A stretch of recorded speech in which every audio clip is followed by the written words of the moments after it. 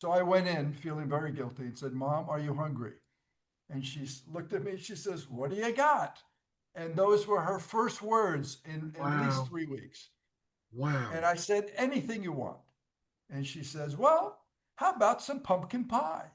Well, this time it's March, not pumpkin pie season. So I'm thinking, oh my gosh, what are we going to do? So I went out into the living room. My older brother was there who lived locally and said, your job, go find some pumpkin pies.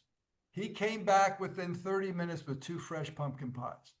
I don't know where he got them from. I don't know if he baked them or whatever. Anyway, so I gave mom a spoonful, again, her first food in probably at least 3 weeks. And she spit it out. And I said, well, that didn't go so well. Well, let's try again.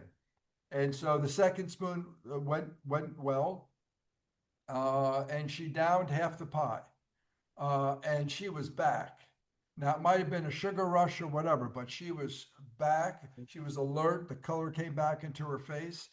And the next day, she ate another half of the pie. And the third day, I think she ate the entire pie.